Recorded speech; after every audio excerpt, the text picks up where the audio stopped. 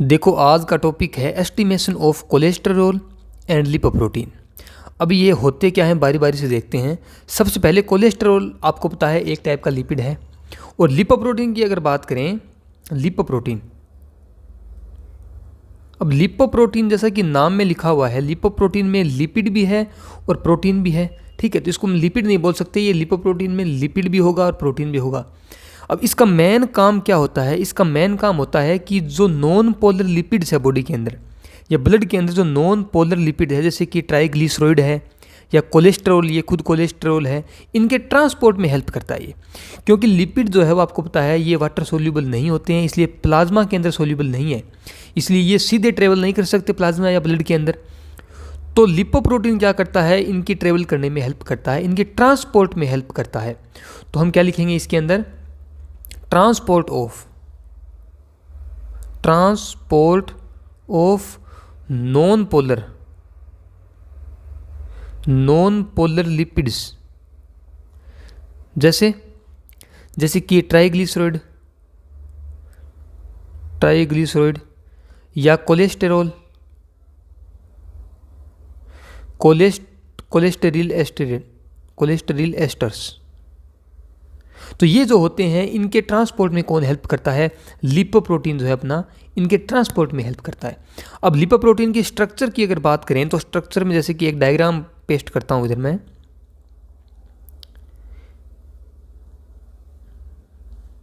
ये इसकी स्ट्रक्चर है, ये लिपोप्रोटीन की स्ट्रक्चर है।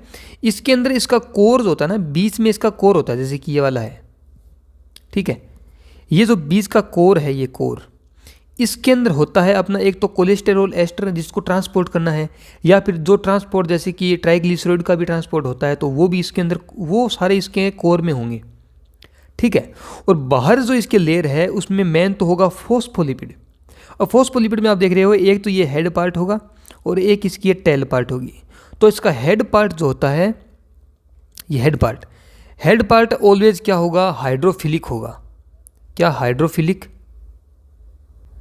तो इसका जो हाइड्रोफिलिक या हेड पार्ट है वो बाहर की ओर होता है, और जो ये हाइड्रोफोबिक जो टेल होगी वो क्या है? वो अंदर की ओर है। तो चूंकि ये जो हाइड्रोफिलिक पार्ट है ये बाहर की ओर है, इसी के कारण ये क्या है? ट्रेवल कर सकता है ब्लड के अंदर, ठीक है। और इसके अंदर जो ट्राइग्लिसराइड और जो कोलेस्टेरोल है उनको ये ट्रांसफर कर सकता है एक जगह से दूसरी जगह के अंदर।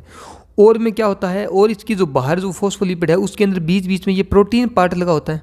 इस प्रोटीन पार्ट को बोलते हैं एपोलिपोप्रोटीन, ठीक है। और बीच बीच में कहीं पे ये फ्री कोलेस्टेरोल भी मिलता है। तो ये एक टाइप की लिपोप्रोटीन की स्ट्रक्चर है। अब लिपोप्रोटीन जो है वो बहुत टाइप के होते हैं बॉडी के अंदर। अब कितने टाइप के होते हैं वो देखो, टाइप्स। लिपोप्रोटीन जो है बॉडी के अंदर मेनली 5 टाइप के होते हैं। सबसे पहले काइलोमाइक्रोन, नाम सुना होगा आपने, काइलोमाइक्रोन। काइलोमाइक्रोन कहाँ मिलते हैं? जैसे ही हमारा जो हम जो खाते हैं, जो खाना खाते हैं, उसमें जो लिपिड पार्ट है वो जैसे ही एब्जॉर्ब होता है हमारी स्मॉल इंटेस्टाइन में, तो वो सबसे पहले किस फॉर्म में जाता है? वो काइलोमाइक्रोन की फॉर्म में जाता है। तो काइलोमाइक्रोन एक लिपोप्रोटीन है। दूसरा क्या है? Very low density lipoprotein, VLDL, very low density lipoprotein. तीसरा है इंटरमीडिएट डेंसिटी लिपोप्रोटीन।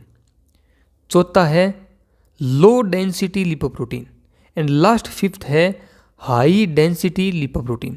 तो इनकी फुल फॉर्म आप देख लेना, जैसे कि इसकी लिख देता हूं, हाई डेंसिटी लिपोप्रोटीन।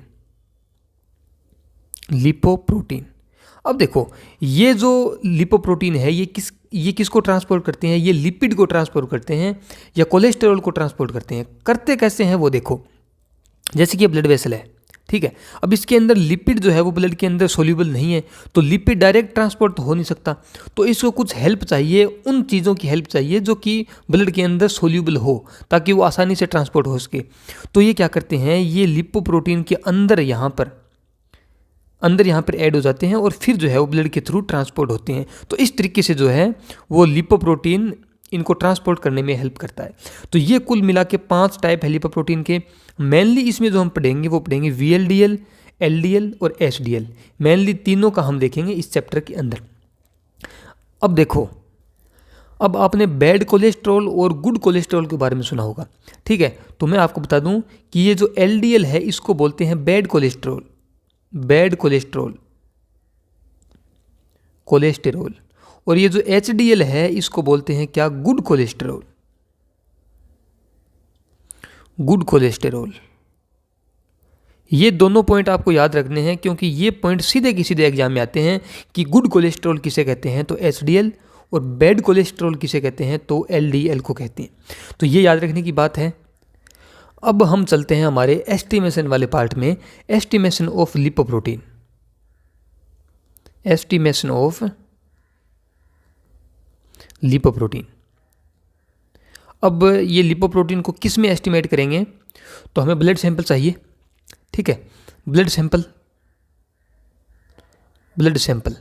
अब जब लिपोप्रोटीन का एस्टिमेशन करेंगे तो याद रखने वाली बात यह है कि पेशेंट जो है उसको हम सीधा पूछेंगे कि आपने फास्टिंग करी है कि नहीं करी, क्योंकि लिपोप्रोटीन एस्टिमेशन के लिए हमें ओवरनाइट फास्टिंग की ज़रूरत पड़ती है। और ओवरनाइट फास्टिंग का मतलब होता है एटलीस्ट 12 घंटे पहले उसने कुछ भी नहीं खाया हो, ठीक है। तो हम लिखेंगे ओवरनाइट, इसको ओवरनाइट फास्टिंग भी बोलते हैं, ओवरनाइट फास्टिंग। कितने घंटे की, एटलीस्ट 12 आवर, इससे ज़्यादा हो सकती है लेकिन एटलीस्ट 12 आवर की फास्टिंग हमें चाहिए।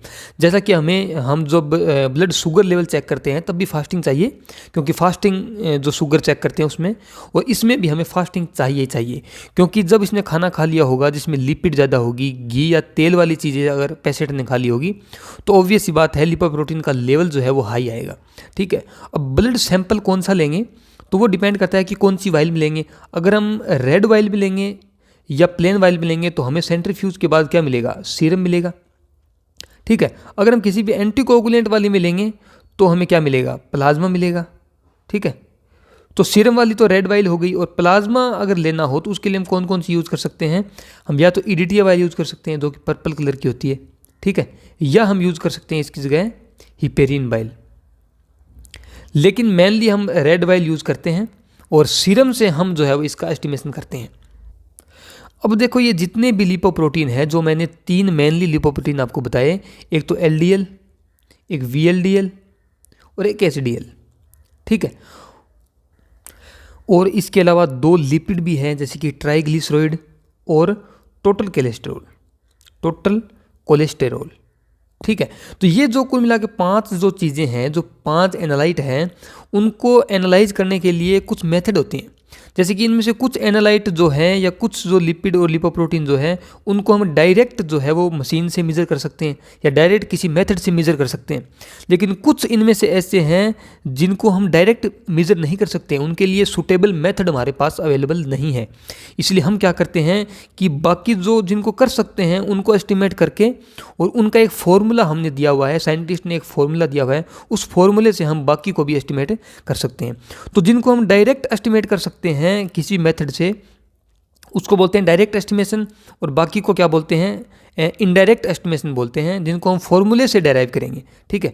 तो इनका जो एस्टिमेशन है उनका कुछ का तो होगा क्या, डायरेक्ट, ठीक है, डायरेक्ट मशीन से किसी भी मेथड से कर सकते हैं, और कुछ है जिनका होगा इनडायरेक्टली, इनको हम पूरा डिटेल से पढ़ेंगे इनडायरेक्टली, ठीक है। तो जिनका डायरेक्ट होगा उसमें एक तो लिपोप्रोटीन है एचडीएल, ठीक है, और लिपिड के अंदर है हमारे पास ट्राइग्लिसराइड और कोलेस्टेरोल, ठीक है। तो ये जो 3 पैरामीटर हैं इनका हम कैसे करेंगे, डायरेक्टली मशीन से मेजर कर लेंगे। और बाकी जो बच गए जैसे कि वेरी लो डेंसिटी लिपोप्रोटीन और एलडीएल, लो डेंसिटी लिपोप्रोटीन, इनको हम जो है वो फॉर्मूले से एस्टिमेट करेंगे। पहले इनको एस्टिमेट करेंगे और उसके बाद इनको फॉर्मूले से निकालेंगे, तो इनको बोलते हैं इनडायरेक्टली। अब इनका फॉर्मूला क्या है वो अब तो हम आगे देखेंगे। इससे पहले हम सबसे पहले स्टार्ट करेंगे कोलेस्ट्रॉल का एस्टिमेशन से। तो एस्टिमेशन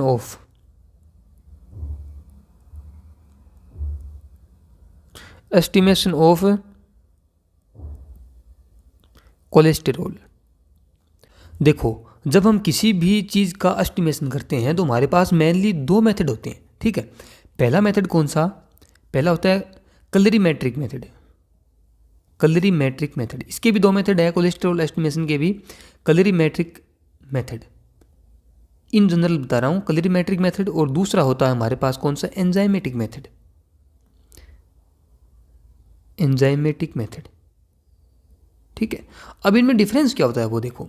जो कलरीमेट्रिक मेथड है उसमें हम क्या करेंगे कि जिस भी एनालाइट का हम एस्टिमेशन कर रहे हैं उसकी किसी केमिकल के साथ रिएक्शन करवाएंगे या उसकी कोई भी केमिकल रिएक्शन करवाएंगे और एक कलर कंपाउंड जो है वो बनेगा, और उसका जो कलर होगा उसके अकॉर्डिंग हम बता देंगे कि उसमें वो एनालाइट कितना है, ठीक है। और जबकि एंजाइमेटिक मेथड में क्या होता है कि इसमें हम क्या करेंगे, किसी एंजाइम का यूज़ करेंगे, जैसा कि नाम में लिखा हुआ है, किसी एंजाइम का यूज़ करेंगे और उस एनालाइट के साथ उसकी रिएक्शन कराएंगे, और वो जो एंजाइम है वो उस चीज़ को ब्रेक डाउन कर देगा, और उसके जो बाई प्रोडक्ट बनेंगे उसको हम मेज़र करके बताएंगे कि जो मेन एनालाइट है उसकी क्वांटिटी कितनी है, ठीक है। तो ये मेन डिफरेंस है कलरीमेट्रिक और एंजाइमेटिक मेथड में, ठीक है। अब हम जो कोलेस्ट्रॉल है उसके लिए, जो टोटल कोलेस्ट्रॉल हम एस्टिमेट करेंगे उसके लिए हम मेनली कौन सा मेथड यूज़ करेंगे, एंजाइमेटिक मेथड यूज़ करेंगे। कलरीमेट्रिक भी यूज़ करेंगे लेकिन मेनली जो रेफरेंस मेथड है जो मोस्टली लैब में यूज़ होता है वो एंजाइमेटिक मेथड है। अब मेथड कौन सा है, देखो enzymatic method, enzymatic method, method का नाम है जैसे कि ग्लूकोज वाले का नाम होता है ना जीओडी पीओडी मेथड, वैसे ही इसमें है कोलेस्टेरोल ऑक्सीडेज पर ऑक्सीडेज मेथड, ठीक है। इसको हम शॉर्ट में लिखते हैं CHOL ऑक्सीडेज पेरोक्सीडेज, ठीक है। ये है, चूंकि मैंने आपको बताया कि ये सबसे बेहतरीन सबसे बढ़िया मेथड है कोलेस्टेरॉल एस्टिमेशन का, इसीलिए इसको रेफरेंस मेथड भी बोलते हैं। ये रेफरेंस मेथड है, रेफरेंस मेथड। अब इसमें होता क्या है, इसकी केमिकल रिएक्शन क्या है, प्रिंसिपल क्या है वो देखो। अब इसका प्रिंसिपल क्या है वो देखो, प्रिंसिपल तो हमने जो सैंपल लिया है उसके अंदर क्या है, कोलेस्टेरॉल। अब कोलेस्टेरॉल की रिएक्शन कराएंगे हम ऑक्सीजन की प्रेजेंस के अंदर, सबसे पहले रिएजेंट की जो है कोलेस्टेरॉल ऑक्सीडेज, ठीक है, जैसा कि मेथड के नाम में है कोलेस्टेरॉल ऑक्सीडेज के साथ। जब इसकी रिएक्शन कराएंगे तो बनेगा कोलेस्टेरॉल 4 in 3 साथ में बनेगा हाइड्रोजन पेरोक्साइड H2O2। अब ये जो H2O2 बना है इसकी फिर से रिएक्शन कराएंगे हम किसके साथ, 4 amino फिनेजोन।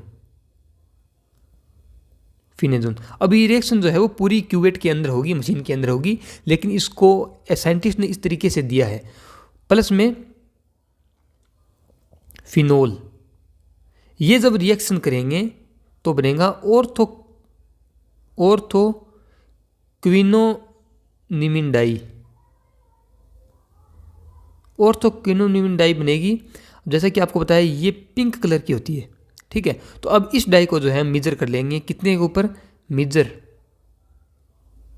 Major at 510 nanometer filter, 510 nanometer filter का यूज़ करेंगे और इस डाई को हम मेजर कर लेंगे, इसके कलर को हम जो है वो मेजर कर लेंगे और उसके अकॉर्डिंग हम बताएंगे कि कोलेस्ट्रॉल कितना है सैंपल के अंदर। तो ये एक प्रिंसिपल है किस मेथड का, जो कोलेस्ट्रॉल ऑक्सीडेज पर ऑक्सीडेज मेथड है उसका ये प्रिंसिपल है। तो चूंकि हमने क्या किया है, इसके अंदर हमने एंजाइम यूज़ किया है, कौन सा, एक तो कोलेस्ट्रॉल ऑक्सीडेज और एक यहाँ एंजाइम होगा वो लिखना भूल गया मैं, कोलेस्टेरॉल पेरोक्सीडेज। अब ये दोनों जब एंजाइम हमने यूज़ किए हैं तो इसीलिए इसको क्या बोला है, एंजाइमेटिक मेथड, ठीक है। तो इसमें वही कलर कंपाउंड तो बनेगा इसमें भी लास्ट में, लेकिन एंजाइम का यूज़ करके बनेगा और फिर उसको हम मेजर कर लेंगे 510 नैनोमीटर के ऊपर। अब इसका एक कलरीमेट्रिक मेथड भी है, कलरीमेट्रिक मेथड, ठीक है। इस मेथड का दूसरा नाम क्या है,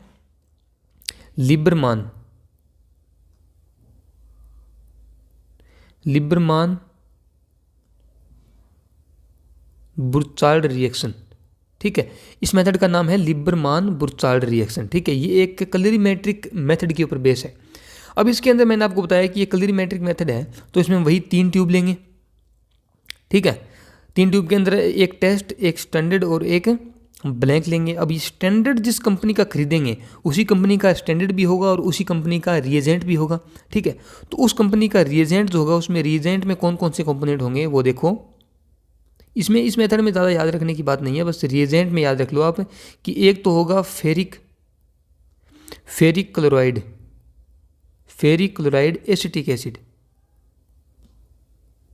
और दूसरी चीज़ इसके अंदर होगी कंसनट्रेटिव एस्टोसोफोर, ठीक है। और इसी के अंदर वैसे ही करेंगे कि 3 ट्यूब लेंगे, टेस्ट, स्टैंडर्ड और ब्लैंक, और इसके अंदर जितनी भी अमाउंट में डालना है स्टैंडर्ड और रिएजेंट वो उस कंपनी की गाइडलाइन के अकॉर्डिंग होगा। और फिर इसको हम जो है वो किस पे मेज़र करेंगे, 540 नैनोमीटर पे जो है इसको मेज़र कर लेंगे। तो ये इसका कलरीमेट्रिक मेथड है।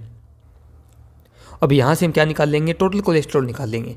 अब नेक्स्ट जो एस्टिमेशन करेंगे वो है किसका, HDL बच गया अपने पास, तो डिटर्मिनेशन ऑफ HDL, डिटर्मिनेशन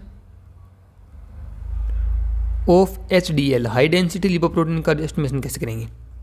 अब इसका जो मेथड है उसका कोई खास नाम नहीं है, लेकिन उसका वो किस प्रिंसिपल पे है वो देखो। इसमें हम क्या करेंगे कि एक सैंपल लेंगे ट्यूब के अंदर, ठीक है। ट्यूब के अंदर सैंपल लिया, सीरम सैंपल या प्लाज्मा सैंपल कुछ भी ले सकते हैं, ठीक है। उसके अंदर हम ऐड करेंगे क्या, उसके अंदर ऐड करेंगे एंटी ह्यूमन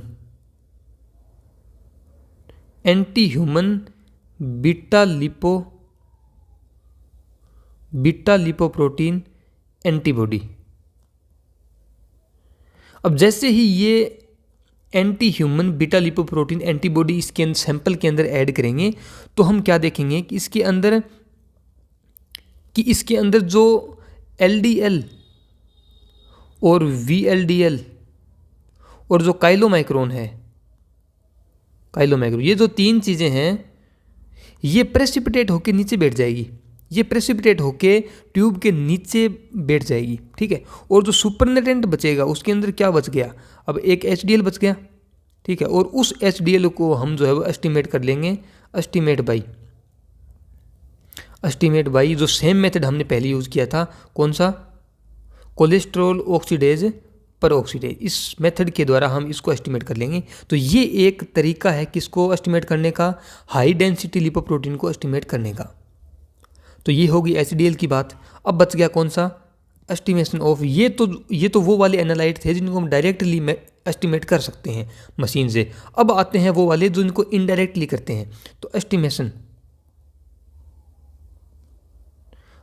ऑफ LDL। तो देखो LDL के एस्टिमेशन के लिए एक साइंटिस्ट थे जिसका नाम है फ्रीडवाल्ड। अब फ्रीडवाल्ड ने क्या किया, एक फॉर्मूला अपने को दिया कि इस फॉर्मूले के अंदर आप वैल्यू पुट करो और आपको क्या मिल जाएगा, LDL की वैल्यू मिल जाएगी, ठीक है। तो उस फॉर्मूले को नाम दिया इन्होंने फ्रीडवाल्ड फॉर्मूला, ठीक है। अब ये डायरेक्टली एग्जाम में पूछते हैं तो सीधा आपको याद होना चाहिए कि फ्रीडवाल्ड फॉर्मूला क्या है। इसकी कैलकुलेशन भले ही ना पूछे लेकिन सीधा फॉर्मूला आपको याद होना चाहिए। तो फॉर्मूला क्या था कि LDL, ठीक है, LDL हम मेजरमेंट करेंगे LDL का। तो LDL is equal to total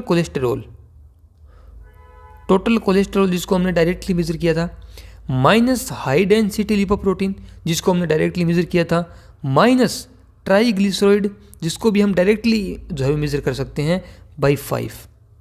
तो ये एक फॉर्मूला था LDL मेजरमेंट के लिए, ठीक है। इसको हमने क्या बोला, फ्रीडवाल्ड फॉर्मूला, ठीक है। तो इससे हम LDL निकाल लेंगे। अब लास्ट बच गया अपने पास कौन सा, VLDL,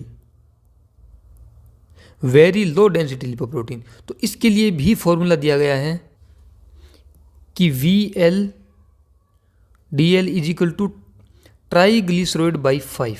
जो ट्राइग्लिसराइड का लेवल आएगा उसको 5 से डिवाइड कर देंगे तो क्या बन जाएगा, यहाँ पर VLDL निकल के आ जाएगा।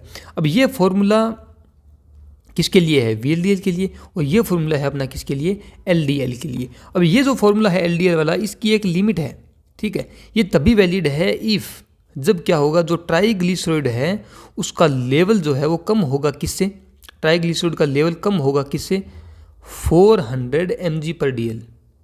जब ट्राइग्लिसराइड 400 mg/dl से कम होगी तभी हम इस फॉर्मूले से LDL निकाल सकते हैं।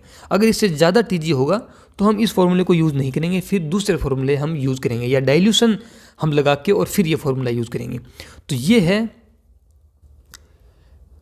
तो ये है एस्टिमेशन ऑफ लिपोप्रोटीन्स। ठीक है, अब इसको जब हम एस्टिमेट कर रहे हैं तो हमें पता होना चाहिए कि नॉर्मल रेंज कितनी होनी चाहिए लिपोप्रोटीन की। सभी लिपोप्रोटीन की अपनी अपनी रेंज होती है। ठीक है, जैसे कि नॉर्मल रेंज लिखता हूँ, नॉर्मल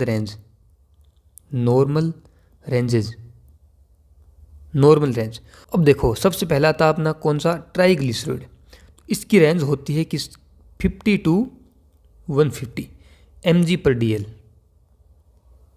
ठीक है, ये इसको रफली बोल सकते हैं कि ये जो है वो 150 mg/dl से कम होनी चाहिए। ठीक है, 150 mg/dl से ज़्यादा नहीं होनी चाहिए। ठीक है, उसके बाद आता है टोटल कोलेस्टेरॉल।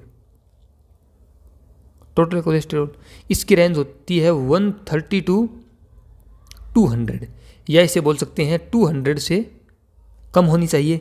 mg/dl इसकी यूनिट है, सभी की mg/dl यूनिट है। नेक्स्ट है LDL, इसकी आती है 50 से 130 mg/dl, या इसको बोल सकते हैं कि 100 mg/dl से क्या होनी चाहिए, कम होनी चाहिए। नेक्स्ट है अपना HDL, हाई डेंसिटी लिपोप्रोटीन। इसकी कितनी होनी चाहिए, 40 से 75 होनी चाहिए, या इसको बोल सकते हैं कि देखो ये गुड कोलेस्ट्रॉल है तो ये कम नहीं होना चाहिए, ज़्यादा होना चाहिए। तो ये किससे ज़्यादा, इसकी लोअर रेंज है 40, ये 40 mg/dl से ज़्यादा होना चाहिए। और नेक्स्ट बच के अपने पास वेरी लो डेंसिटी लिपोप्रोटीन, इसकी रेंज होनी चाहिए ये 40 mg/dl से कम होना चाहिए। तो ये है नॉर्मल रेंज सभी लिपोप्रोटीन की, जो आपको याद रखनी है। डायरेक्ट इसको पूछ लेते हैं और ये आपको याद रखनी बहुत ही ज़्यादा इंपॉर्टेंट है।